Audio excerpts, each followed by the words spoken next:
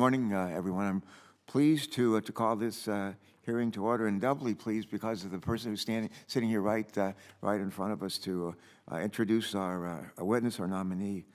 And we say maybe before I give my opening statement, I'm just going to yield to Don Byer, a longtime friend. I grew up in Virginia and admired his family from afar. I always wished I could buy a car from them. They had a big auto dealership, probably still do as far as I know, but we've had the privilege of knowing Don and his wife for a number of years. And why don't we just turn it over to you, whatever comments you make, and then I'll take it from there. Welcome. Senator, thank you very much. It's an incredible honor for a humble House member to come over and testify before a Senate panel. And my fearless leader, Senator Carper, who's taken me all over the world and some wonderful trips. And Senator Kramer, it's so nice to see a House member do well, and rise to this auspicious body. And one day I'm going to get to North Dakota. And Senator Capito, when I ran for governor many years ago, 26 years ago, part of my promise was that if elected, I would send in the National Guard and take back the rest of our state. However, I lost. So, but I love West Virginia. It's a wonderful, wonderful place. So I do have the incredible honor of introducing Commissioner Jeff Baran to this esteemed committee on the momentous occasion of his fourth nomination for his fourth term on the Nuclear Regulatory Commission. I'm honored to be Commissioner Baran's representative, and I am glad that he has been nominated to again represent all of our best interests in nuclear regulatory policy, as he has done since 2014.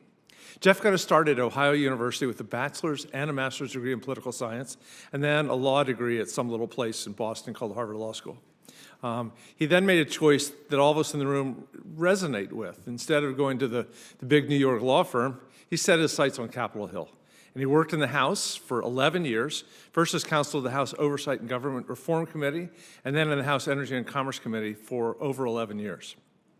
In the E&C Committee, he pulled together bills around energy efficiency, supporting renewable energy, bolstering the electric grid, pipeline and nuclear safety, and really impactful projects like the cleanup of the nuclear waste in and around the Navajo Nation. Additionally, during his time on the commission, he oversaw many of the Nuclear Regulatory Commission's activities, preparing him directly for his current role as commissioner. He was nominated to the NRC in 2014 by President Obama and approved by the Senate.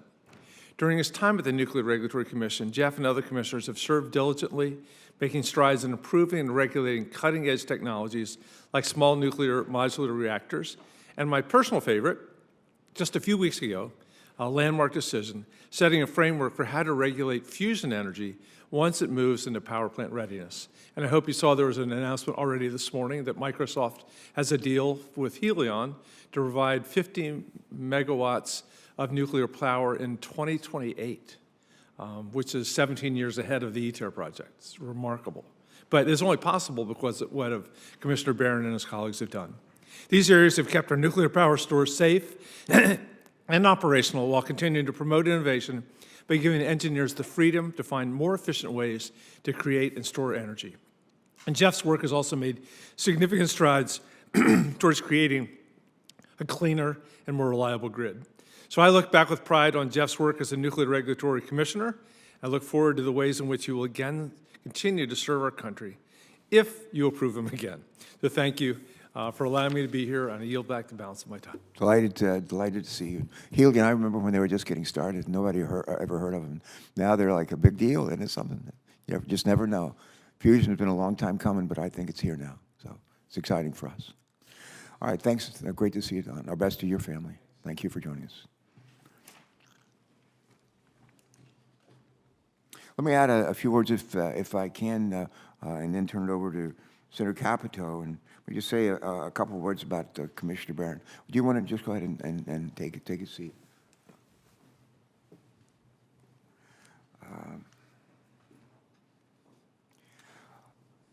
It's my privilege to say a few words about our nominee and the important role that a well-functioning NRC has in ensuring that we continue to safely and reliably power our nation into the future. As we all know, nuclear power plays a critical role in our efforts to address the climate crisis and strengthen our nation's energy security while also creating economic opportunity. Nuclear energy is currently the largest source of reliable, clean energy in our country. I'll say that again. Nuclear energy is currently the largest source of reliable, clean energy in our country. I think 50% of the carbon-free electricity being generated today comes from our nuclear plants. But it provides a lot of energy for us, and it's clean. Meeting our nation's ambitious climate goals will most certainly involve nuclear power, including the development and deployment of new technologies we've just been talking about here with Don, and nuclear reactors. As we discussed with the full commission during last month's NRC budget hearing, we must ensure that the agency has the resources that it needs to effectively maintain not only the safety but the security of our nation's nuclear facilities and materials. A well-resourced and fully staffed NRC is essential to maintaining the safe operation of our nation's current fleets of reactors while also preparing for the next generation of technologies. In addition to sufficient funding, the NRC must have a complete leadership team in place. A vacancy on the commission at this critical moment could delay important decisions and slow down the deployment of new nuclear reactors. At the end of June, when Commissioner Baran's current term ends, one of the 5 seats on the commission will become vacant. Fortunately, the President has nominated Commissioner Baran to serve another term on the NRC. Jeff Baran is a dedicated public servant who has served as a commissioner of the NRC since 2014. Throughout his time on the commission, the NRC has maintained its status as the world's gold standard, for nuclear regulatory agencies. This level of excellence is due in no small part to Commissioner Baran's leadership, and we're grateful for that. In his time as on the NRC, Commissioner Baran has focused on the need to serve the public and provide opportunities for engagement and input from all stakeholders, especially those in disadvantaged and underserved communities. He's brought a welcome perspective to the NRC about its role in promoting environmental justice. It's clear that Commissioner Baran also understands that the NRC's work is critical in our fight against climate change. Commissioner Baran has demonstrated this commitment to addressing climate change through the Commission's work to establish the right regulatory framework for the safe licensing and the operation of new technologies like the next generation of nuclear reactors and fusion electric systems. Before beginning his service on the NRC, Jeff worked as a staff member, as we've heard, a staff member for the House Committee on Energy and Commerce. During that time, oversight of the NRC was one of his primary areas of responsibility. In addition, he has successfully worked to coordinate between relevant federal agencies and 2 Native American tribes to clean up uranium contamination in and around the Navajo Nation. As I mentioned, maintaining a full slate of commissioners will help the NRC continue to carry out its important responsibilities, do so effectively and efficiently. That's why I hope to work with all of our members of this committee to expeditiously move Commissioner Baran through the confirmation process to ensure that the impending vacancy is filled. And with that, I'm pleased to turn it over to Senator Capito. Senator Capito. Thank you, Mr. Chairman. Thank you, Commissioner Baran, for being here with us today. Nuclear power is necessary to meet our energy and national security priorities, provide for a reliable electric grid, and achieve our environmental goals. Congress established our nation's policy on the peaceful use of nuclear technology in the Atomic Energy Act. That policy remains as important and relevant today as it was when it was enshrined into law generations ago. The Atomic Energy Act states that the use of nuclear energy shall be directed to make the maximum contribution to the common defense and security, improve the general welfare, and increase the standard of living. To help achieve those goals, Congress provided the fundamental nuclear regulatory standard called the Reasonable Assurance of Adequate Protection. This reasonable assurance standard guides how the Nuclear Regulatory Commission asserts its authority to regulate the civilian use of radioactive materials. It provides the guideposts by which the NRC meets the agency's mission to improve the general welfare and protect public health and environment. This morning we will examine how Commissioner Baran's record aligns with those dual pillars, the nation's long-established nuclear energy policy goals and the regulatory standards under which those goals are met. This is Commissioner Baran's 3rd nomination hearing before this committee to serve on the NRC. As I have reviewed his record from his long tenure as a commissioner, I see a regulatory philosophy of an unjustifiably increasing regulatory burdens and reducing regulatory predictability and adding costs. This policy approach of stifling innovation and squeezing the industry is unacceptable at the best of times, but it is especially unacceptable at a time of transition in the nuclear fleet, which we've talked a lot about in this committee. Increased demand for reliable and zero-emission sources of baseload energy, electric generation, and cutthroat international competition in the sector. I'm concerned that this cumulative record, Commissioner Baran's votes and the policy he has supported may not align with what Congress expects and the nation needs and deserves with respect to nuclear power. I look forward to hearing his response to the questions about past decisions. Continuing down a path that would seem to follow from that past record will unnecessarily limit the deployment of safe nuclear energy and threaten America's security and economic competitiveness. Congress has consistently provided significant support with strong bipartisan majorities to keep operating our nuclear power plants online while developing and deploying modern, advanced nuclear technologies. New policies recently approved by Congress are in place to incentivize today's nuclear power plants to increase power output and pursue license extensions. Policies are also set to facilitate the major private capital investments necessary to license, construct, and operate our new reactors. The success of these policies will depend on how they are implemented in the next 5 years, the same time frame as the term for which Commissioner Baran is nominated. I'm concerned his past record shows that when multiple regulatory options exist, Commissioner Baran has consistently supported the more burdensome pathway and deviated from the reasonable assurance standard. He has voted to overturn previous commission decisions with no new information to justify such a relook. In vote after vote, Commissioner Baran took positions that support the ratcheting up of regulations and, by extension, compliance costs to no useful end. This record, if continued, will severely curtail the outlook for nuclear energy in our future, cede international markets to Russia and China, and limit the Commission's ability to deliver upon the vision set out by Congress at the dawn of the nuclear age. I will have some questions for the Commissioner on how he plans the correct course on these matters to reestablish America's leadership in nuclear energy, and I yield back. Chair. Thanks, Senator Capito. Commissioner Baran, delighted to see you again. Thank you for your service. Thank you for willingness to serve further, and you're recognized for your opening statement. Thank you. Chairman Carper, Ranking Member Capito, and members of the committee, thank you for the opportunity to appear before you today. I am honored to have been nominated to continue my service on the Nuclear Regulatory Commission for another term. Thank you, Congressman Beyer, for taking the time to introduce me. I appreciate it. I've been reflecting on the changes in the nuclear energy landscape since I joined the Commission in 2014. A lot has changed. We have seen major shifts in NRC's workload, budget, staff size, hiring, and overall outlook for the future. When I arrived on the Commission, these factors were all on a downward slope. Our workload was shrinking, our staff and budget were shrinking. We had the Project AIM effort to reduce costs, narrowly avoided layoffs, and essentially had a hiring freeze. Nuclear power plants were shutting down. Back then, there was little talk of new construction beyond Vogtle. There was some interest in small modular reactors, but almost no real discussion of advanced non-light water reactors. Today, we are in a very different situation. Policymakers and the public are increasingly focused on climate change and on energy security. The urgency and scale of the climate challenge will have led to a growing consensus that meeting ambitious climate goals will involve nuclear power, including new reactors.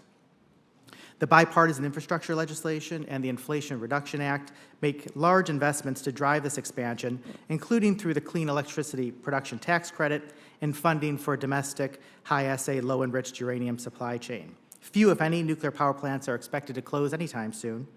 With more potential applications for advanced reactors, small modular reactors, subsequent license renewal, new fuel designs, power uprates, and risk-informed programs expected, NRC's overall workload is increasing. We are hiring again, and our budget requests are stabilizing or even growing a bit to allow us to do this new work. The outlook for nuclear has markedly changed, and it is an exciting time to be doing our important work. NRC has a key role to play in addressing climate change and energy security. It's our job to ensure the safety and security of nuclear power in the U.S. energy mix, and that means we need to be ready. When utilities and vendors tell us that we should expect numerous new designs and reactor applications, we need to be ready with sufficient resources and the right expertise to review them, and an efficient and effective licensing process that can handle every application that comes our way. That's an important NRC responsibility. In this period of change, NRC also needs to be open to and ready for new technologies that could improve safety. When I arrived at NRC, I committed to bring an open-minded and collegial approach to the issues that come before the Commission, and I believe I've met that commitment. My focus has been on crafting thoughtful, balanced, and timely votes after hearing from a broad range of stakeholders. I value the relationships I have formed with my Commission colleagues, the NRC staff, licensees, unions, states, tribes, and public interest organizations, and have benefited greatly from their ideas and input.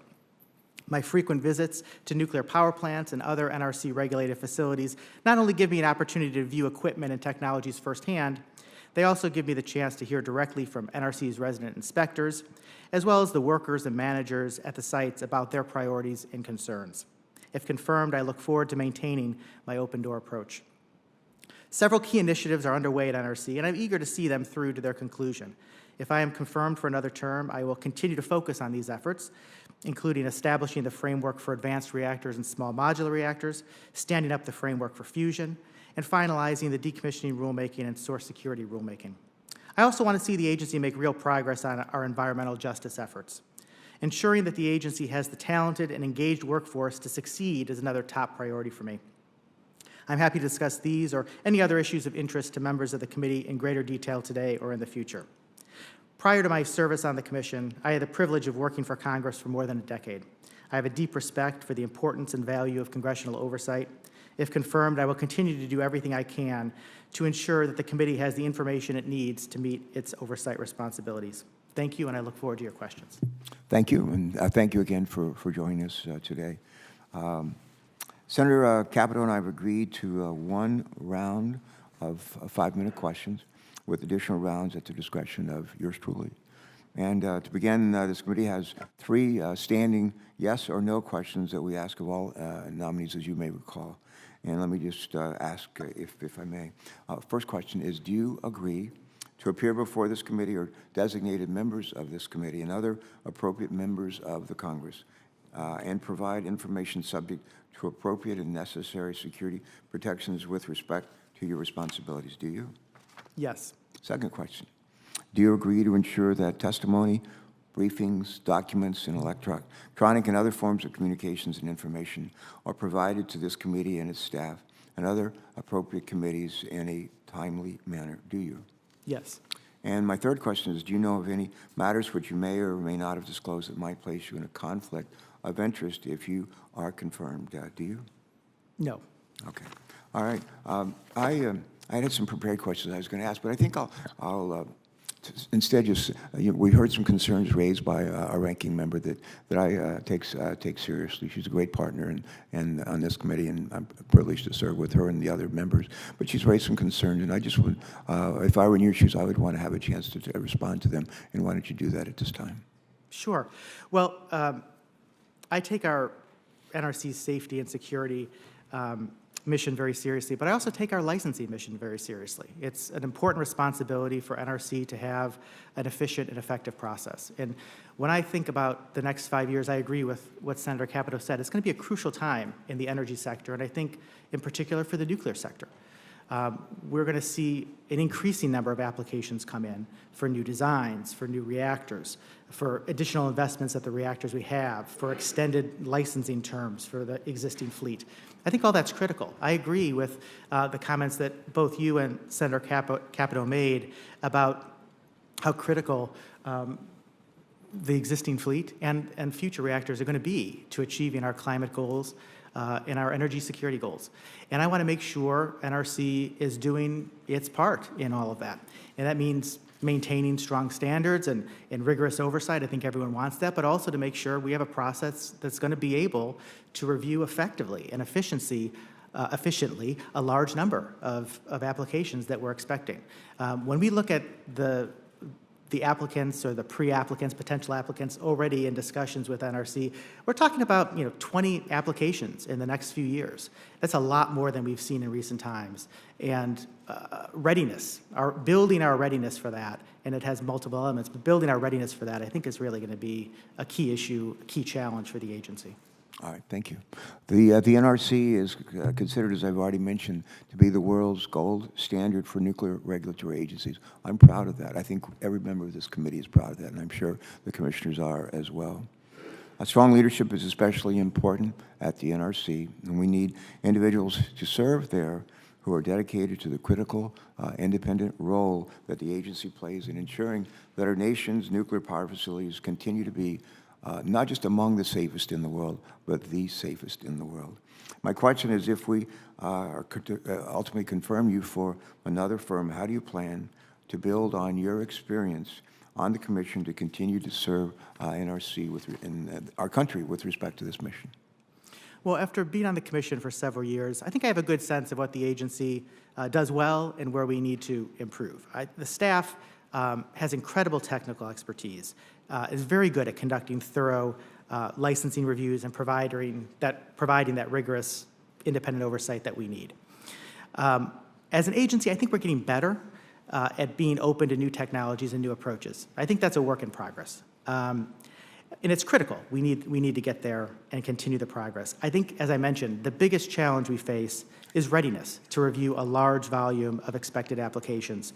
If I'm confirmed for another term, building that readiness would really be a priority for me. And there are multiple elements that we can talk about there in terms of having the framework in place, the regulatory framework in place, having the personnel in place, having an efficient process in place. All those are key aspects of that.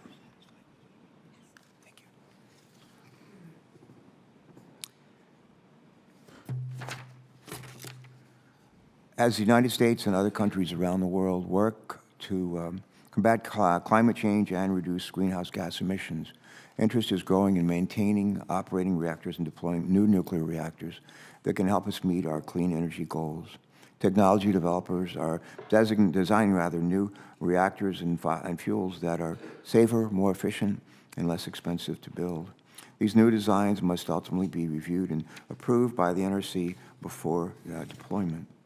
Would you please take a moment to share your thoughts on the ADVANCE Act with us, something that important legislation led by Senator Capito, myself, Senator Bozeman, but are there provisions in the bill that you think are particularly helpful in the NRC's work?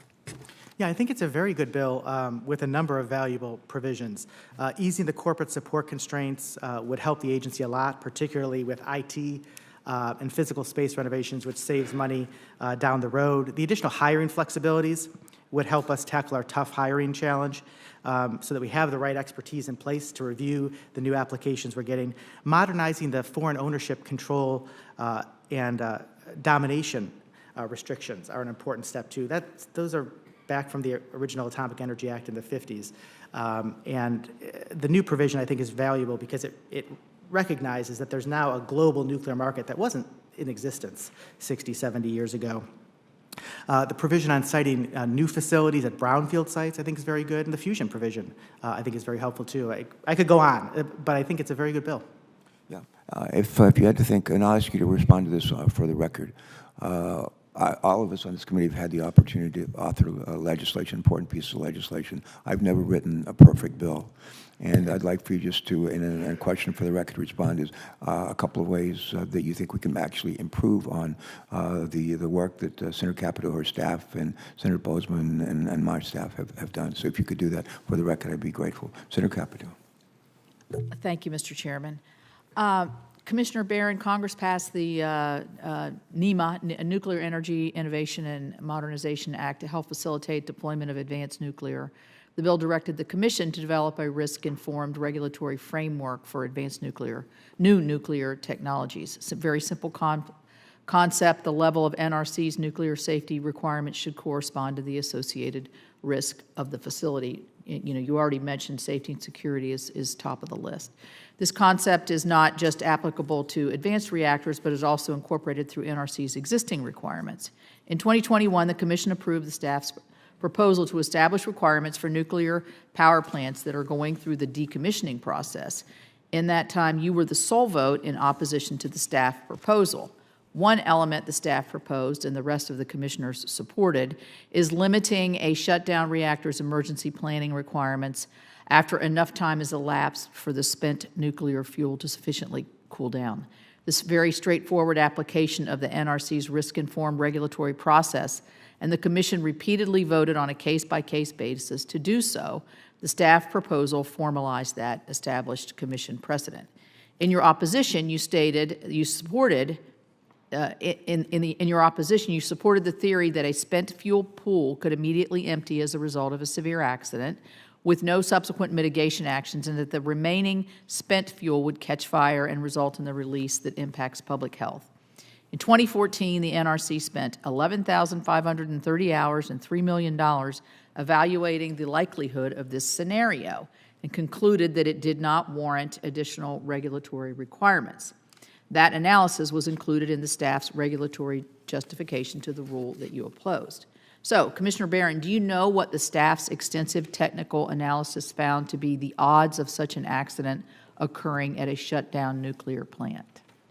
I don't know offhand. The odds were 1 in 10 million. So, you know, I could get hit by a meteor, that's probably the same odds. So in your view, does a risk lower than 1 in 10 million meet NRC's statutory regulatory standard of reasonable assurance of adequate protection? Or what is your standard if 1 in 10 million is too much? Well, I think in terms of thinking about the probability there, I certainly didn't have the view that a spent fuel pool could empty immediately. All of the analysis would show that it's in those kinds of postulated accidents, you're talking about several hours.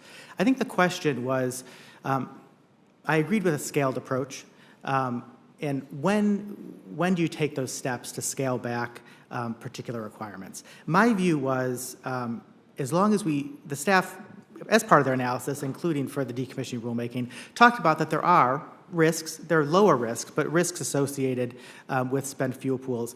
And my thought was the time to move to the elimination of emergency planning zones and all emergency planning is really when it's in dry cask storage. And that was a view, I took seriously the concerns of FEMA and state regulators and state emergency responders.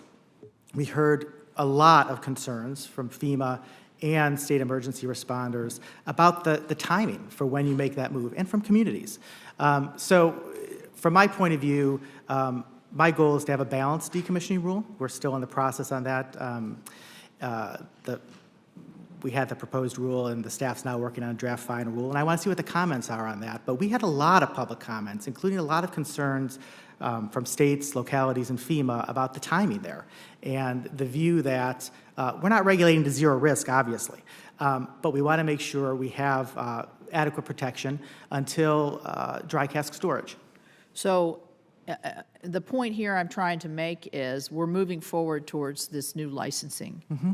If the standard of risk that is unacceptable to you has to be less than 1 in 10 million, and you also in your statement, or actually your reaction to your question to the chairman's question, extolling the expertise and technical suggestions that the terrific staff does and has made over the years, this was something that they felt that they had thoroughly researched. Will you use that same standard as you're starting to look at what we know is going to be a very busy and hopefully very productive 5 years moving forward?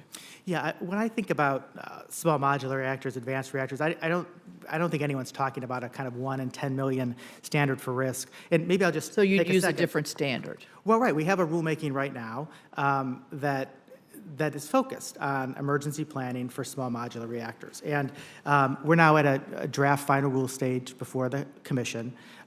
My view is we need a graded approach, right? As you have new technologies that are safer, you're not going to have a 10-mile EPZ in everything we do now. It's going to be scalable based on the risk associated with the reactor and the safety features of the reactor. So you may have some with 5 miles, you may have some with 2 miles. The hardest issue is when you're talking about basically no dedicated off-site radiological emergency planning, effectively no EPZ, site boundary. There may be a number of reactors that are going to be able to make the safety case for that. And And I think that's reasonable. When I look at all the comments we got on the draft proposed rule, I'm comfortable going there, but I think it's important that there be a sign-off. If you're going all the way down to site boundary, to make sure that FEMA is comfortable with it and the local emergency planners and response organizations are comfortable that that is going to work for that particular site. But I agree with you. We need a graded approach, and although the votes aren't out yet on that, that's what my vote on that rulemaking says. Thank you. Thanks, Senator Capito. Senator Kramer, you're welcome. You're welcome to proceed. Thank you, Mr. Chairman, and Senator Capito for having this important hearing on this important nomination. I'm just going to build off a little bit of what Senator Capito was asking you about. I'm still not really sure what your standard is. When she quoted the 1974 the Atomic Energy Act, she quoted the reasonable assurance of adequate protection. And I'm not really sure where you are in that. You're waiting for a new rulemaking, and yet there's a long, as you said, things are getting safer, not less. So I want to go back to your voting record. I sort of take from your opening statement the fact that things are moving better than they have been since you've been on the commission, all of that, and I don't want to oversimplify your words, but your voting record, you've been the sole dissenter, not just in the one that Shelley was talking about, but a number of times, including against a development of a more generic EIS that could help speed up some of this. Not even about speeding it up, it's about streamlining, keeping it safe, but streamlining, recognizing that in these smaller reactors, you maybe can have a little more generic process. I think brought up the emergency planning requirements rule, right? Your sole vote against updating the NRC's guidance to provide increasing flexibility. I think flexibility, getting back to the local community and other things, flexibility is really, really important. I'm just concerned that you're the one impediment on the NRC, not the one that's truly an advocate for advancing safely, advancing this important technology to meet the climate and energy security goals that you spoke about in your opening statement. Can you just respond a little bit to that? Is that a justified concern by me? Well, I appreciate your concern. I've been on the commission a while now, and I've been on a lot of issues in the minority and a lot of issues in the majority. I prefer when my view prevails, but that's life on a commission. Sometimes you're on the dissenting side, and sometimes not. Let me just take one of those because I think it's really an important issue, which is generic environmental impact statement for advanced reactors. I think that's an important one. I was skeptical of that when that proposal was made. I really doubted that was going to be useful. It was going to take a lot of work, and I wasn't sure it was going to be that helpful because my conception of what it was going to be is how much environmental analysis can you really do without knowing the site, without knowing the design, without knowing the size, any of the safety features. What the staff did, though, I think they did a really good job on it, and we have this before us now. I voted on this. It's not out yet because there's still votes pending. But they did a good job. And what they did, instead of trying to do a full kind of environmental analysis like you'd imagine it, very specific to anything, they came up with, for each of the resource areas, they came up with basically entry criteria. If you have a site that would do this, we can make these findings. If you have a reactor that meets this, we can make this finding on noise, or this finding on land effects, or aquatic. And so I support finalizing that. I think it's a good product. I was really pleasantly surprised at what the staff came up with. And I do think it will be useful because it's going to narrow, if used well, and hopefully it will work, narrow the issues that need to be resolved for each individual reactor application that comes in. And so I think that's heading in the right direction. And maybe I was overly skeptical about that to begin with, because I think it's a good product the staff has put together.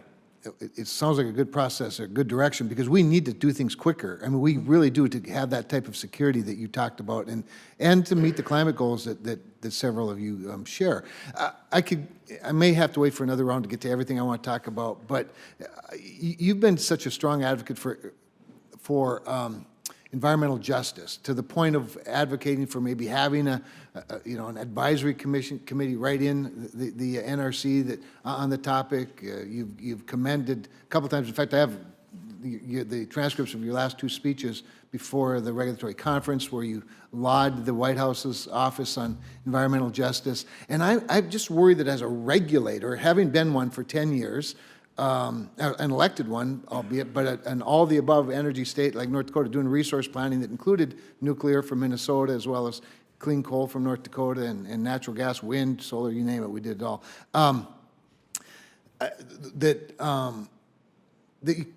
That when the regulatory agency gets involved in sort of more the political policy side of things, you become more of an impediment to the advancement of this technology than you do an advocate for. And we shouldn't be advocates either, obviously, as regulators. But again, is my concern justified given your record both in voting and the public comments you've made relating to environmental justice?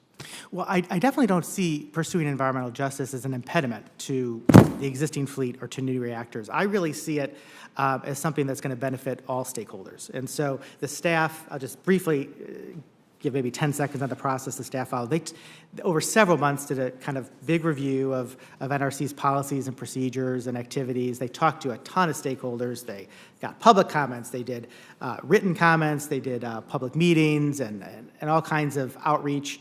And they got a lot of feedback, and they used all that to come up with several, I think, very good recommendations. One of them is for an advisory committee.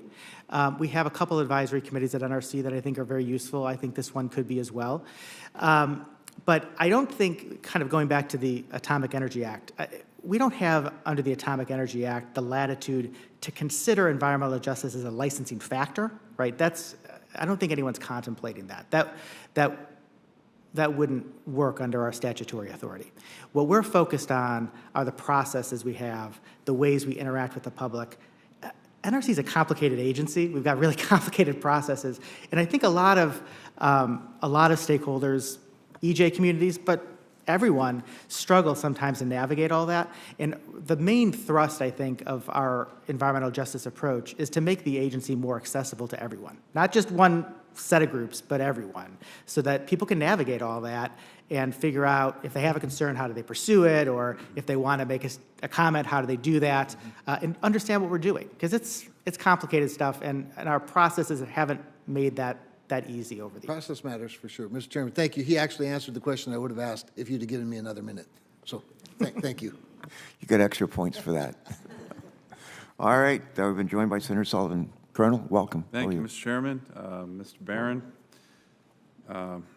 thanks for your service. Let me just begin with a couple basic questions. So, do you support nuclear energy in the U.S.? Yes. Why do you think certain environmental groups don't? You know, it's obviously zero emissions, and I've never understood that. If you need all the above energy and one very strong power generation source for America is nuclear, and we're quite good at it. We got the whole nuclear Navy enterprise, Mr. Chairman, that's really remarkable. Why do you think certain groups oppose it? And I know you're not speaking for them. Yeah, I've always just been curious. I really don't understand. I definitely don't want to speak for anyone else. I think, there have been concerns over the years that people have expressed, I think, whether they're concerned about radiological risk, whether they're concerned about waste. But it seems like the conversation's really changed in recent years. I mean, I think as the focus on climate change and energy security is ramped up, there's just a much more, I think, widespread consensus of the importance of nuclear than there has been. Okay. I thought it was kind of going in the opposite direction, but maybe I'm wrong on that. That's not my perception. I think there's a widespread understanding that you're not going to achieve our climate or energy security goals without the existing fleet. And when I talk to utilities, as the conversation's changed about, well, a few years back it was, how do you get 20 or 30 or 40% of your electricity carbon free? Yeah. Now there's how you need 80 or 90 or 100%. And they can't figure out how to do that if you don't have nuclear as part of it. And I hear that over and over. And I think to the extent that we have shared goals on climate and energy security, that just points to not just the maintaining the role of nuclear, but almost certainly expanding. Let me ask you, we're talking about environmental justice. Do you have a tight definition of what that means? It's thrown out a lot, but rarely defined. That's part of what we are going to determine what is our definition when, in this process. But for me, what I think about it, it's about equal treatment. It's about equal access to decision-making and decision-makers. It's about having a fair process that includes everyone. Okay. And to me, that's not something that benefits any one group or any one stakeholder. It should, if it's done right, it's benefiting everyone. Okay. In terms of your record,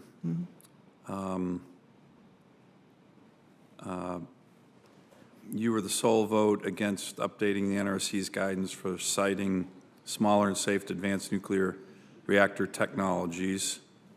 You were the sole vote against the NRC's development of a generic EIS for nuclear reactor technologies.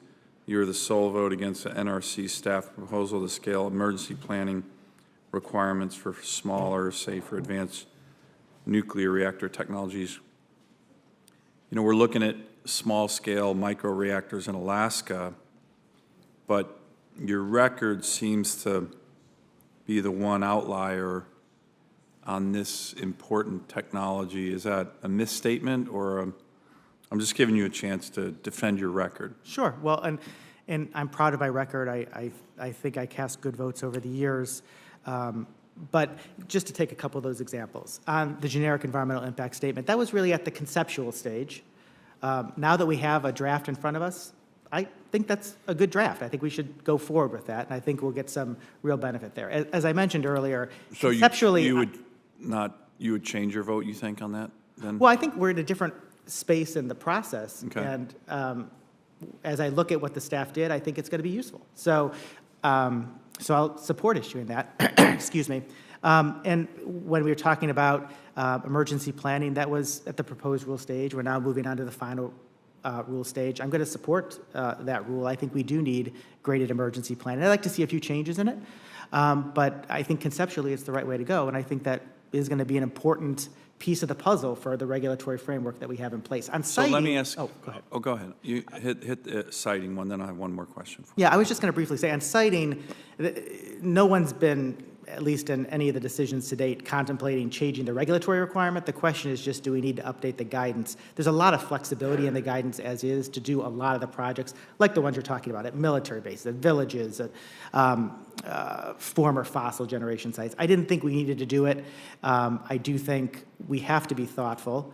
It's going to depend in part on the safety, obviously, of a particular design. But siting and emergency planning, they have traditionally been really key concepts for defense in depth, right? You try to have some distance from population centers, and you want to have adequate emergency planning.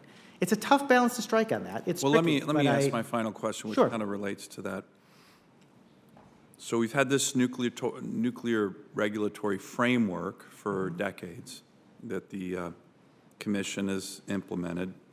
It was built upon large-scale nuclear power plants and large-scale nuclear power generation. You have an entire new approach with these microreactors, which pose much less safety risks. Don't you think then that the regulatory permitting regime should reflect that and not be essentially using what we've been using the last 40 years for a very different approach that might need a different regulatory approach as well? I agree with that. And one of the, we've got a lot of initiatives underway to get at that. The biggest is probably what we call Part 53, the new framework. And we're all working through that because we just got the draft proposed rule with the Commission. But yes, I agree with you. Okay, thank you. Thank you, Mr. Chairman. Thank you, Senator Sullivan. We've been joined by Senator Cardin, and welcome. Please proceed. Thank you, Mr. Chairman. Mr. Baran, welcome. Thank you for your commitment to public service. We appreciate it. The NRC is very special to those of us in Maryland, since you're headquartered in our state. We're very proud of the workforce and the mission that you carry out. However, there's been some really disturbing trends that I want to talk about in regards to the workforce. The attrition rate is well above the average for federal agencies, 9.6%. The 1/3 of your workforce are eligible for retirement, which is an older workforce. The expertise is absolutely essential for you to be able to carry out your mission. Experience is very important. Perhaps the most disturbing fact is that the OPM's rating on best places to work, NRC has dropped to 21st out of 27th. That's not good. And if you use the rating system in 2010, it was 81.8. It's dropped to 66.3.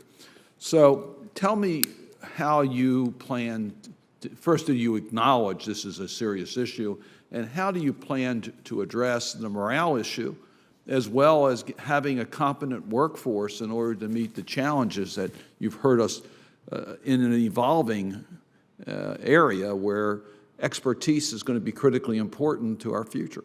Yeah, I absolutely agree. We have to focus on the morale of NRC's terrific workforce. My sense is that a significant cause of that decline in job satisfaction had to do with our reentry from maximum telework in November 2021. We ended up being really one of the first agencies to go back to the office, and there were a lot of concerns among our employees about doing that. They ended up heading into the office long before their colleagues at other agencies, right? And there was no real compelling explanation for why they were there, but folks at other federal agencies weren't. And I think it eroded some of the staff's trust in senior leaders. And the desire of many NRC employees to have significant telework flexibilities is a major issue today, and I think continues to be a source of friction within the agency. I think if I'm from a how do we fix this point of view, I think striking the right balance on telework flexibilities is going to be crucial. I think it is maybe by far and away, in my mind, the biggest issue for the staff right now on morale issues.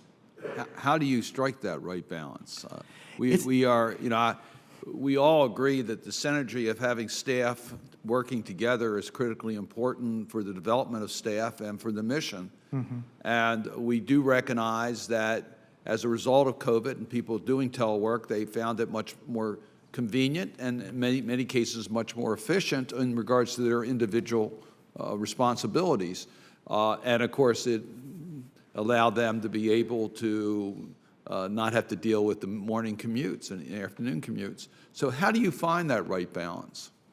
Yeah, it isn't easy, and the agency's spending a lot of time on that right now. On the one hand, as you've pointed out, we have a major hiring and staffing challenge.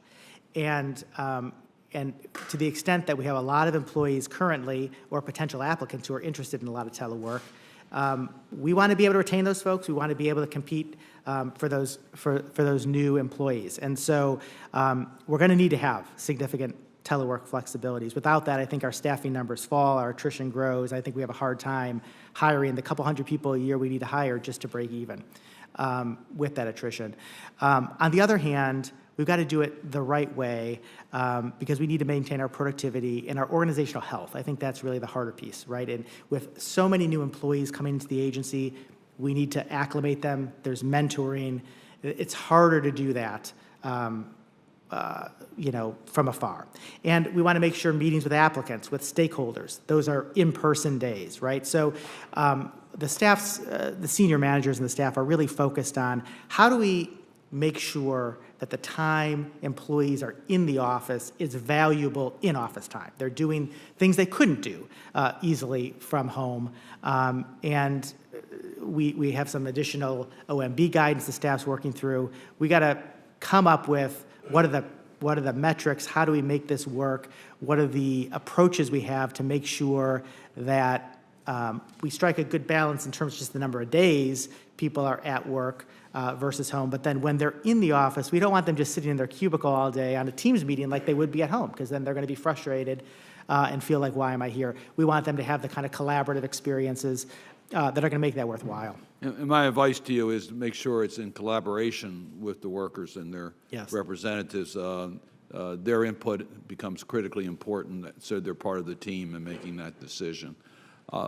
I have one last question dealing with direct hire authority as to how critically important that is for you to retain or get the top expert staff. I know there's some legislation here that expands that authority, but how critical is direct hire authority in you carrying out your mission? Yeah, when I talk to our Chief Human Capital Officer, it's definitely one of the tools. I think we're leaning ever more heavily on interns and co-ops, right? Getting people, while they're still in school, to intern or co-op, and then you can do direct hires right out of that. And that's great not only because it's, it speeds up the hiring process, but you have folks you already know and who already know the agency, and you have a high degree of confidence. You're bringing someone in who's going to be very good and a good fit. And so an ever larger number of the folks we have hired each year are coming from internships and co-ops and programs of that kind. Thank you. Mm-hmm. I've served here with Ben for, about 20 years or so. And what we've done is we use the intern program as, it's almost like in baseball, like the farm system. Single A, double A, triple A, and then finally the major leagues. This is the majors, but they are part of our farm system. And we rarely make a mistake when we use that system. Mm-hmm. Thank you. Okay, we've been joined by Senator Ricketts. Welcome. Good to see you. Thanks. Great. Thank you, Chairman Carper. Mr. Baran, thank you very much for joining us. The Nuclear Regulatory Commission is important to Nebraska. We've got our Cooper Nuclear Station, which is an 835-megawatt facility, generates enough power for 385,000 homes. So a very important part of the overall energy mix for our state. Mm-hmm. And then, of course, you're overseeing the decommissioning of the Fort Calhoun Station that was closed down a while ago. I think you said yourself that one of your main targets during your time on the commission has been a strong focus on environmental justice. Do you agree that nuclear energy is the most reliable clean energy source we can produce with current technology that is capable of providing that consistent base load? Yes, I think that's right. I mean, maybe hydro as well, but yes. Okay, very good. Do you agree that nuclear energy is critical to ensuring that we have that reliability in our country for the grid? That is what I hear from grid operators and utilities, yes. Do you agree that a diverse grid mix allows for more consistent and affordable energy prices? I'm not really knowledgeable about that piece. We don't do the economic regulation part, but I think that's true, yes. So would you say that, just in general, that diverse power sources or diverse grid mix is an important part of an overall energy strategy? Is that fair? Yeah, that is what I hear from utilities. Okay, great. And do you agree that a great way to support our underserved, especially in rural communities, is allowing affordable and reliable energy? So anybody who's low income, mm-hmm. low reliable energy is a good thing, right? So talk to me about the permitting process. And my understanding is that the permitting process has taken longer, mm-hmm. that the permitting for renewables is actually taking longer than the initials. Can you talk to me about how you think about the permitting process and what we can do to be able to improve that? Because nuclear, I think, is going to be an important part of our energy mix going forward, and again, especially if we're going to be reducing the amount of carbon we're putting in the environment, an important part. Talk to me how you feel about permitting. Yeah, no, I completely agree that NRC needs to have an efficient and effective licensing process that can handle all the applications that come our way, and it may be a significant number in the next few years. Right now, the staff and the agency are taking a number of steps to improve the efficiency of the process. One is we've moved to core teams, right? So in the past, we saw you'd have staff turnover on the teams reviewing an application. Now we've moved to a core team model where you keep the same staff on, you're not constantly kind of re-educating folks on the application of the status. That's been, I think, an effective tool. The staff's going to continue to use that. One of the things that often slowed things down in the past were formal requests for information, kind of written questions that would go to the applicant, and it would often take weeks, months to get responses back. There might be more questions, and it could get extended. And so the staff, I think there's always going to be a role for some written requests for information, but they're focused much more now on kind of in-person checks, going out, visiting the applicant.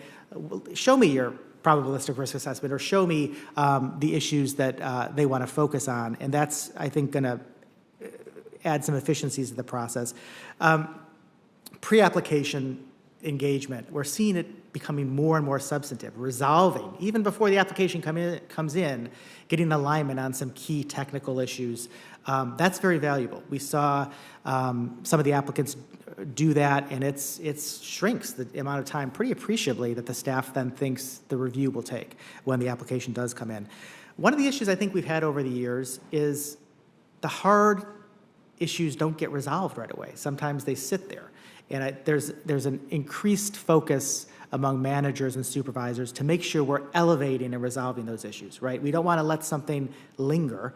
Spot the issues early. Figure out what are going to be the hardest aspects of an application. Figure that out early. Focus on it. Elevate those. Resolve them, and so they don't become something that lingers later on. We talked about it earlier. I think having a generic environmental impact statement for advanced reactors is going to speed up the environmental side of it. There's more. There's an increasing focus on risk in the agency. The staff's now using probabilistic risk assessments from an applicant to target the most safety significant aspects of an application to focus more of their attention there. That's a new development I think we'll see more of. And even using data analytics to pinpoint the kind of biggest schedule vulnerabilities. So there's a lot going on. A lot of these things are going to advance further, but I agree with you. There's more work to do, and we need to have an efficient process. So just, based the last thing on you said about data analytics. Yeah. What's the average time it takes right now to be able to get through the process? I don't know that there's an average time because we have different times associated with different types of applications. We also don't have too many who've come through with all this new stuff. I can give you a concrete example of kind of one of our recent applications. We have a new advanced reactor design from Kairos, first of a kind for the agency. They had a great pre-application period, resolved a lot of issues. Kairos did a great job. The staff did a great job. And the staff thought it would be a 22-month safety review. They're about 4 months ahead of that now, so I think it'll end up being about 1.5 years for the safety review. Okay, so you do measure how long it takes to go through the process. Oh, yes, For all this stuff. yeah. Great. And then, I know I'm running over my time, Chairman, but one of the things that, as the chairman has heard me here, and it's not going to be about ethanol, just so you know, it's going to be about Lean Six Sigma. One of the things that we did at the state of Nebraska when I was governor is we focused on Lean Six Sigma, which, are you familiar with Lean Six Sigma? I am. Okay, great. So that was a great way for us to map out our processes, reduce the overlaps, and cut the number of steps, and thereby cut the amount of time it took us to issue permits in a variety of different areas. So I'd encourage you to encourage the commission to look at how you can implement something like a Lean Six Sigma process improvement methodology to the process as well, because I think you'll find that that's another way to be able to shrink the time to be able to get things done. Thank you, Mr. Chairman. We have 14 former governors now who serve in the U.S. Senate. It's a growing cabal of recovering governors. Last night, the National Governors Association hosted an event on Capitol Hill, and I had a chance to go by and to commiserate with the newbies, and it was a joy. It was a joy having you on this committee, and they don't change. Just don't change. Senator Sullivan raised the question. It was a good question about what do we mean by environmental justice, and I'm going to give you another chance to elaborate a little bit on that if you'd like. When I think of environmental justice, I think about the words that show up in like every religion on the planet. Golden rule. Treat other people the way we want to be treated. I don't care if you're Mormon. I don't care if you're Jewish. I don't care if you're Muslim. I don't care if you're Hindu, Buddhist, Catholic, Protestant. Every one of them has a golden rule. And when I think environmental justice, I was like, how would I want to be treated if I were in the shoes of folks who might be in an Eskimo tribe in Alaska, or a tribe in Arizona, or in a poor area in my state or some other state. I think that's for me. That's really how would you want to be treated if you were in the shoes of these folks. The other thing what came to mind was in terms of environmental justice, the quote. And I asked myself, I said, who actually said these words? And the quote is, people don't care how much you know until they know how much you care. And I was thinking it was, I forget, Maya Angelou or somebody like that. It wasn't. It was Teddy Roosevelt. Teddy Roosevelt, of all people, I think that's really, those words, especially coming from an environmentalist like him, and a guy who was a Rough Rider. It's actually pretty powerful words, and probably good ones for us to keep in mind. I think we're going to be joined by a couple of other colleagues here in a little bit, and maybe within like seconds. And as soon as you walked in the room, my staff handed me this note, and it has one word on it: Lummus. And we're going to let you get your seat, take your seat, and settle in. And we're always happy when you can join us. And you're recognized for your questions, comments. Thank you, Mr. Chairman. Thank you. I appreciate your wonderful attitude as chairman of this committee. You are just a quality chairman. Good morning, Mr. Well, he's Baran. recognized for as much as Good morning, Mr. Baran. Happy to see you again. As Russia's invasion of Ukraine clearly laid bare, energy security is tied to national security. America currently imports about 20% of our nuclear fuel from Russia and produces just a fraction of the uranium necessary to fuel our nuclear power plants. The Atomic Energy Act established our nation's nuclear energy policy as one that should provide for the common defense and security of our country. That should directly apply to uranium production. Commissioner Baran, your record appears to contradict that policy. For example, you support imposing costly and unjustified new requirements on uranium in situ recovery facilities, the primary manner in which uranium is currently safely produced in my home state of Wyoming. Do you agree that NRC's mission and its activities should be executed in a way that provides for our common defense and security? Yes. Do you believe that increasing America's uranium production will support our energy security? Yeah, I think with Russia's invasion of Ukraine, there's obviously a lot of interest in finding alternatives to Russian uranium. Thank you. You have supported previous EPA efforts to impose additional groundwater monitoring requirements on ISR facilities. The NRC raised substantive and jurisdictional concerns with EPA's proposals. The previous administration's EPA withdrew the rule and signed a memorandum of understanding with NRC in 2020 to clarify jurisdictional interests between the two agencies on their respective roles and responsibilities. Do you consider NRC's position, as agreed to in its MOU with EPA, a settled issue and one that you will stand by going forward? Yeah, I don't see the MOU going anywhere with EPA. Obviously, EPA would have a say in that as well. I guess my approach I don't think the Commission's ever taken a position on the EPA, the former EPA rule.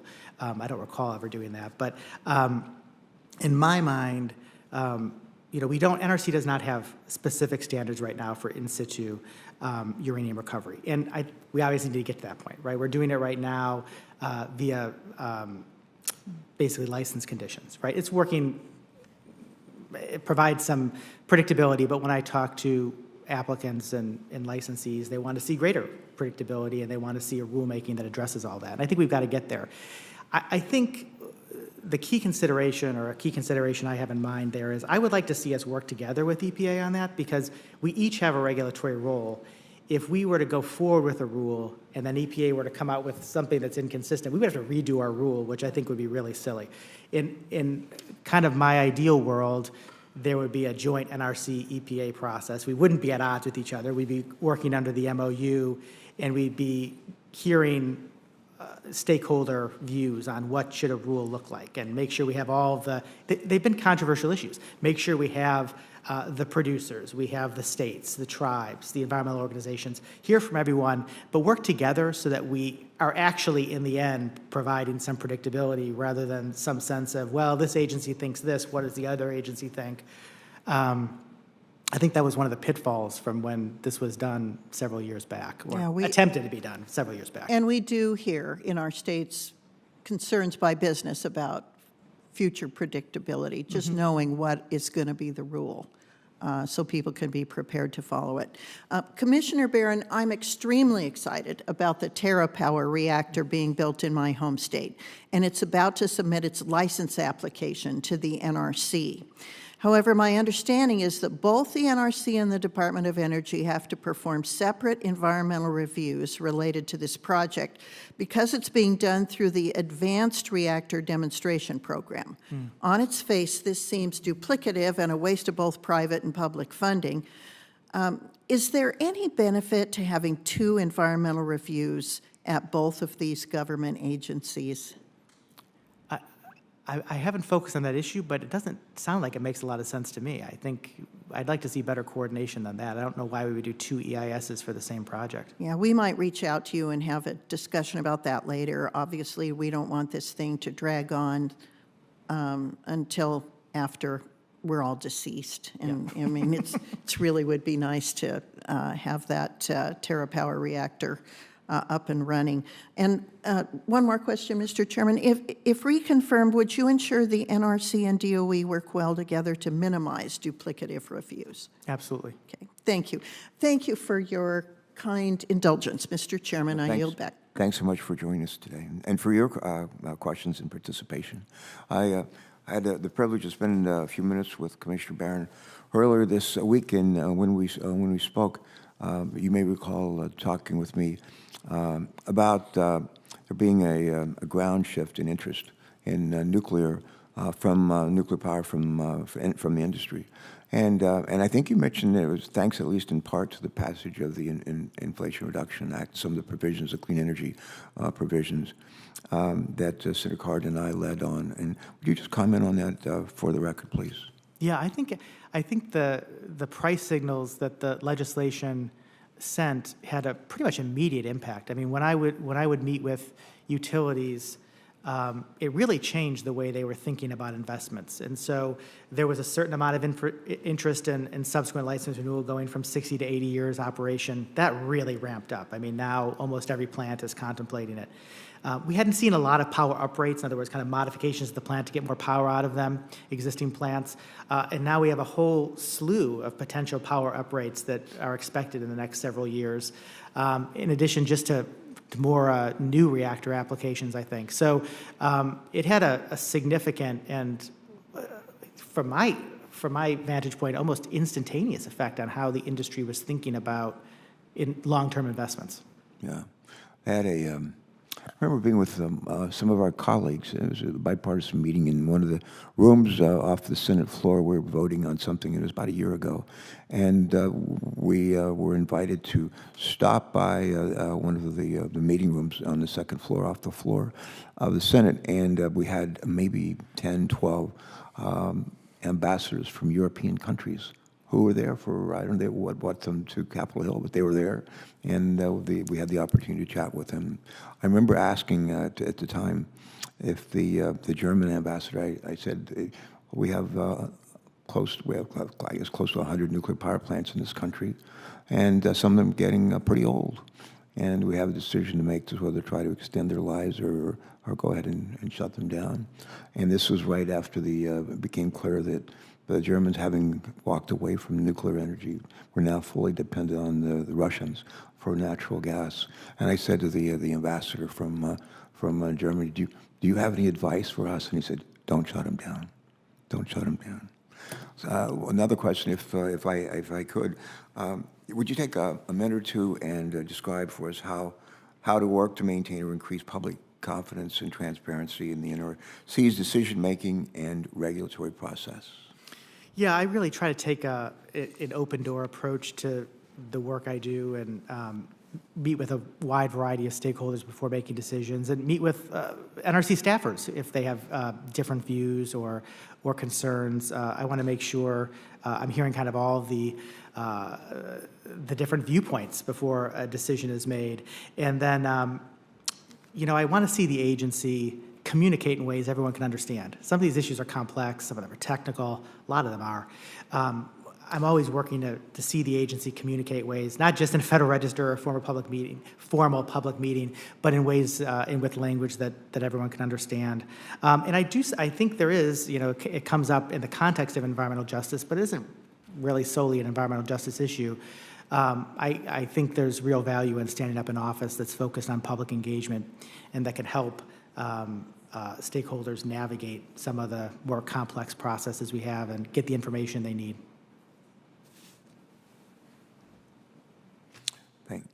Thank you.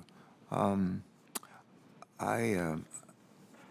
going to yield to my two colleagues. Would either of you like to ask another question or two? I'm happy to recognize you if you wish. I understand Senator Mullen may be trying to join, so we'll give him a few more minutes. Yeah, I just want to, if I could, just follow up on the comments you made about the upgrading of the nuclear facilities. What steps do you see the commission taking to be able to help facilitate facilities, plants that are looking to do the upgrading, and how long will that take?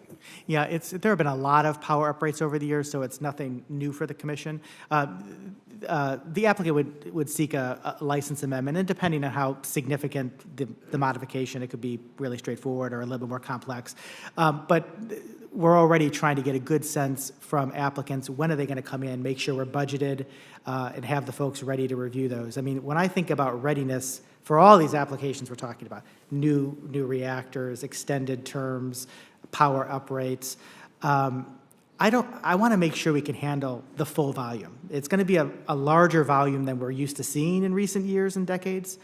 And I don't want to see us in a situation where people are queuing up, where we're triaging. I want to make sure we have the capacity, both the framework, the regulatory framework, the personnel, and the efficient processes to do them all as they come in. We need to meet that demand from my point of view. I think that's an important responsibility that we have. Okay, great. I've co-sponsored the Advance Act, which members of the committee have worked out very hard to draft. One of the provisions included would reduce regulatory costs for the licensing of advanced nuclear reactor technologies. As states like Nebraska conduct initial reviews regarding what advanced nuclear technology looks like, and my state have passed some bills to actually encourage that investment in our state. What are specific actions you would be willing to commit to working with this body and our states to ensure the expeditious implementation of these provisions? Well, obviously, anything that Congress passed, we would implement, and we treat NEMA and the other legislation that's been passed in recent years very seriously. So whatever ends up coming through the process, we will plan for and we'll make it happen. We're going to implement it. So, are you familiar with the Advance Act and what the goal is there? Yeah, I have looked at it. I haven't memorized all the provisions, but I've taken a good look at it. I think there are a lot of very good provisions in there. So, and you commit to working with Congress to be able to push forward these advanced nuclear technologies? Yes. Okay, great. Thank you, Mr. Chairman. Senator Lemons?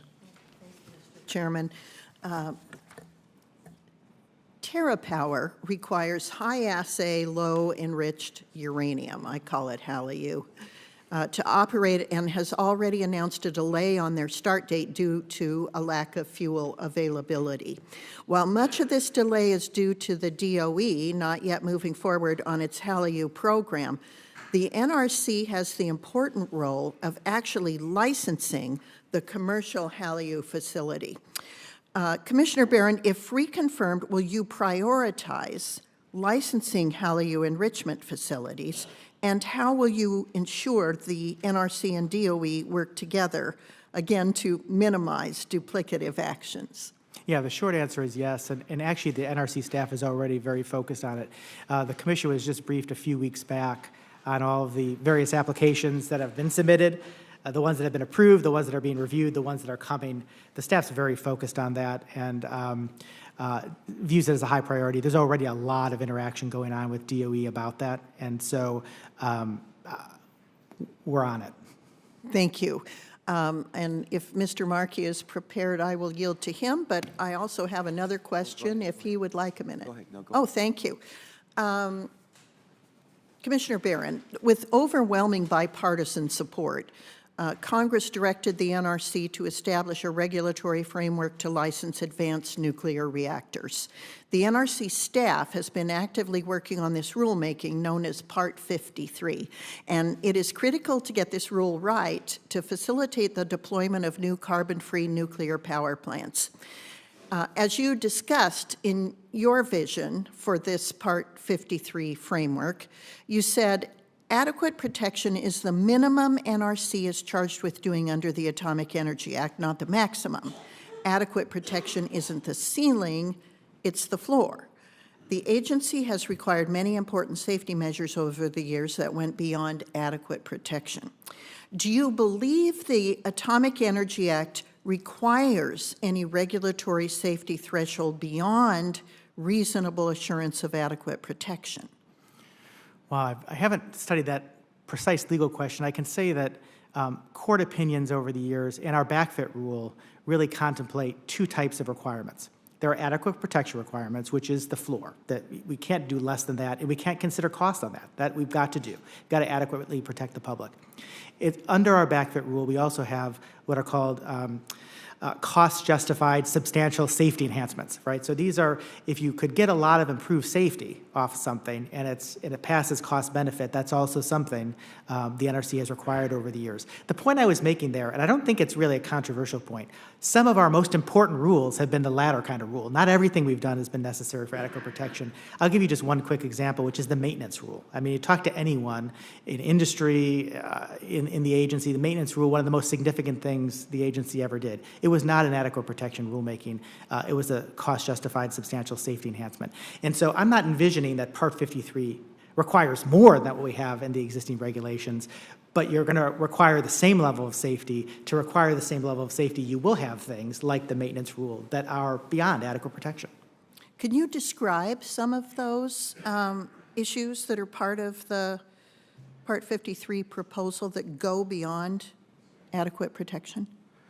Well, I mean, I think anything that tried to track the existing regulation in terms of the level of safety, where the requirement was not an adequate protection requirement, would be carried over in Part 53. For example, they do have provisions on maintenance. And so we're all digging into this now, and the Commission's had it for a few weeks now. We're all digesting it, going through it. There are several issues that are coming up that we're hearing from a lot of stakeholders, right? It's a performance-based rule, so what's the performance standard? There's a lot of disagreement about that. Should you use the quantitative health objectives that were from the 80s as the performance standard? There's a question of how should we treat what's called ALARA, as low as reasonably achievable doses. That's traditionally been a policy and has some elements in rule, but should that be a design principle or an operating principle? It's a key issue. There's a new concept that the staff came up with and included facility safety programs. There's been a lot of concern about that, and staff thinks it's a good idea, though we want to look at that. Does that make sense? Some of these might be on that kind of margin you're talking about. Is this really adequate protection? Does it go beyond adequate protection? Does it go beyond what we have as the existing kind of level of safety? And we're going to be looking at all those issues, taking a hard look at it. Because, and how do you evaluate whether something is cost justified? Yeah, that's a regulatory analysis, a cost-benefit analysis that is going to be as quantitative as it can be, but often we'll look at qualitative factors as well if you can't quantify something. Thank you, Sure. Commissioner Baran, and thank you, Mr. Chairman. You bet. Thank you so much for being here, for your questions very much. Senator Markey. Thank you, Mr. Chairman. I appreciate it. And, Yeah, we have something, Commissioner. We have something that once a year we have a spouses dinner, and those of us who have spouses are invited to bring them to Washington if they don't live here, and we have dinner together. People around the country think we never.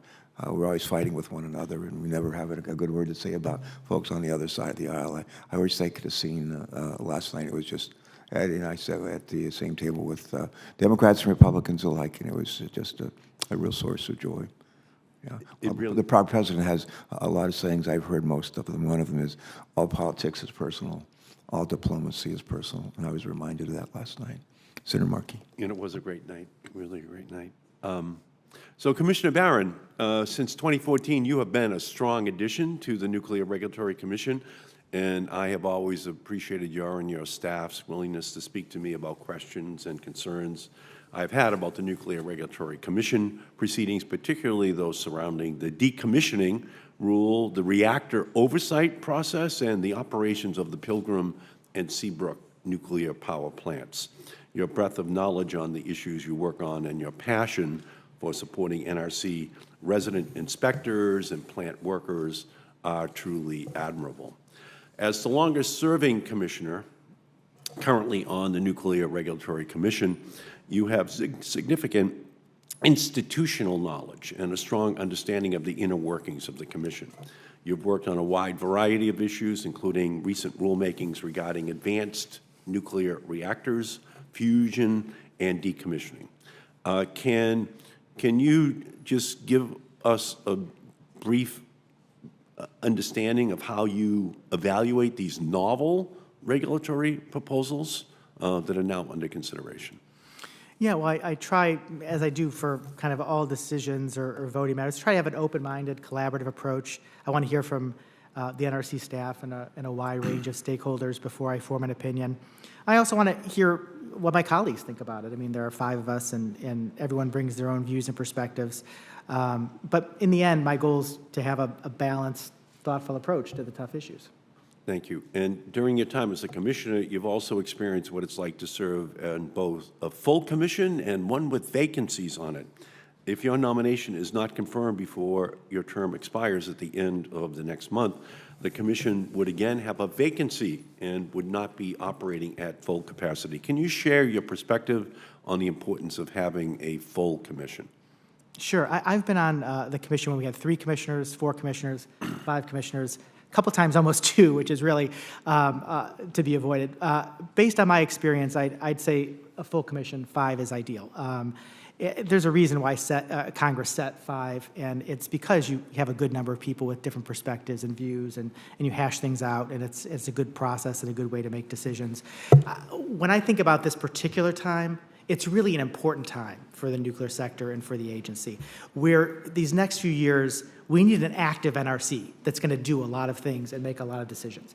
We need the advanced reactor framework in place, the small modular reactor framework, the fusion framework, decommissioning. There's so much that needs to be done that a complete commission will really help make that happen. And I agree with you 100%. Throughout your time on the Nuclear Regulatory Commission, I have expressed my concerns about the issue of alkali silica reaction at the Seabrook nuclear power plant. Seabrook is the first plant in the nation known to suffer from alkali silica reaction, which is a process that leads to cracking and degradation of concrete over time. In one example, severe cracks were found in Seabrook's reactor cavity pit by employees as early as 2012. But they weren't identified as a product of alkali silica reaction until a Nuclear Regulatory Commission inspector properly diagnosed it in 2021. More than a year and a half later, the NRC inspectors found that Seabrook's owner, NextEra, had failed to take the steps required by the Commission to ensure that proper alkali silica reaction protocols were being followed. So will you continue to work with me to ensure that NextEra is properly managing alkali silica reaction at Seabrook? Yes, of course. No, and I think that's just so important. It's like human beings. Okay, they've invented little pills we can take for our cholesterol. You know, to make sure our arteries are clear. And most of us try to take those little pills, you know, that kind of a big difference from a preceding generation. Well, the same thing happens to older nuclear power plants.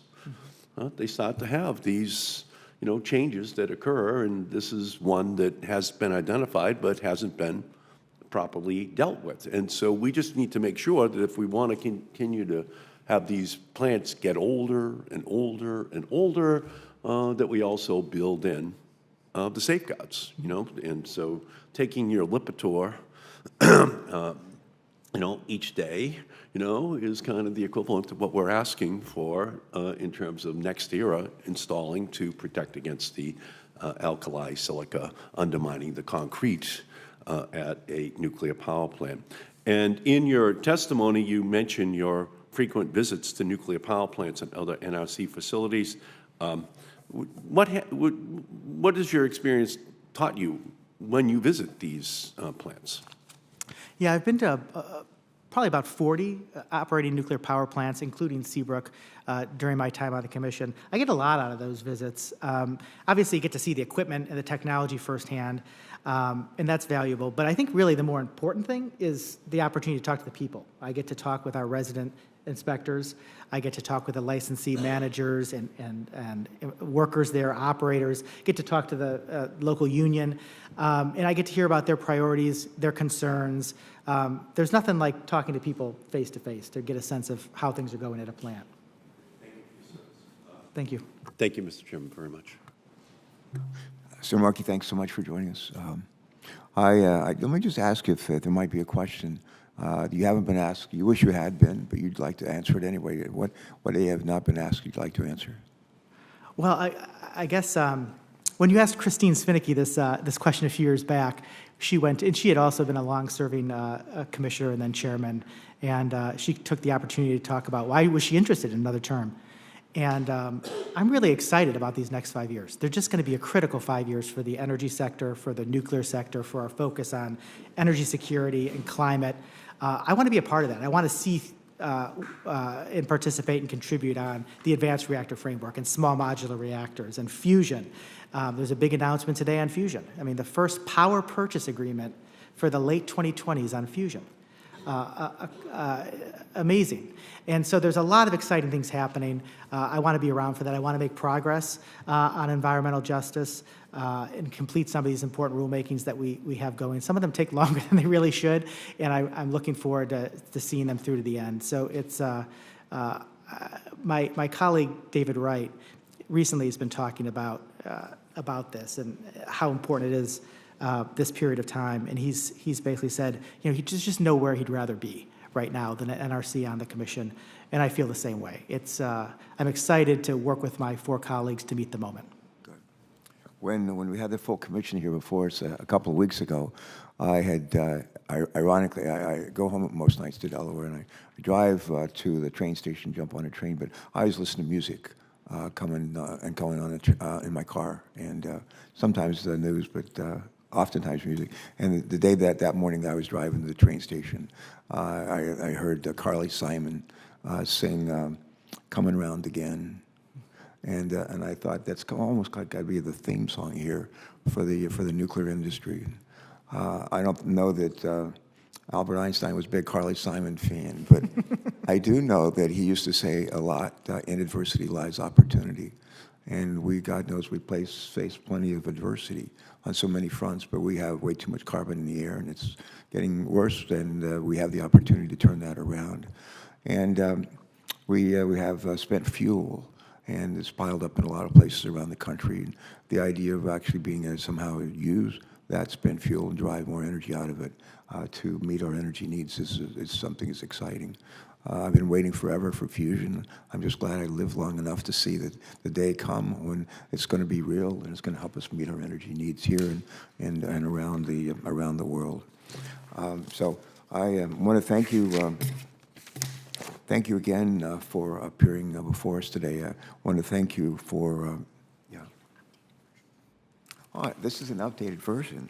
Let's see if it says. Okay. Well, thanks for giving it to me while he's still here. Before we adjourn, some housekeeping. I'd like to ask unanimous consent to submit into the record a variety of materials relating to today's hearing, including a letter of support from the International Brotherhood of Electrical Workers, also known as the IBEW.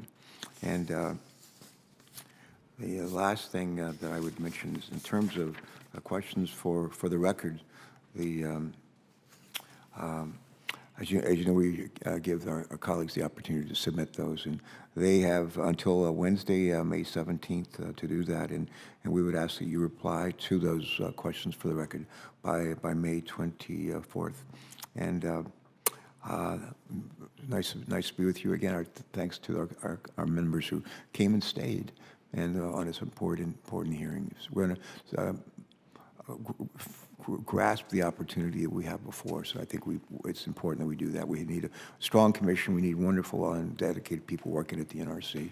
And I remember the time when the NRC was the most sought-after place to work in federal government for year after year after year. And I look forward to the day not that far in the future when it is again. It is again. With that, this hearing is adjourned. Thanks, everyone.